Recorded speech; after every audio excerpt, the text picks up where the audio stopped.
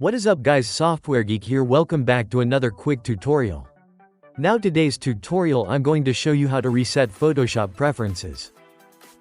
Click on Edit, Preferences, General. Click on Reset All Warning Dialogues and press OK. Now click on Reset Preferences on Quit.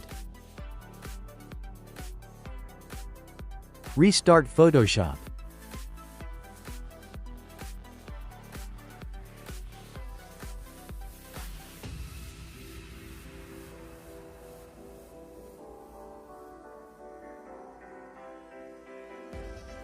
Thanks for watching. Give this video a thumbs up and hit that subscribe button, and I'll catch you guys next time.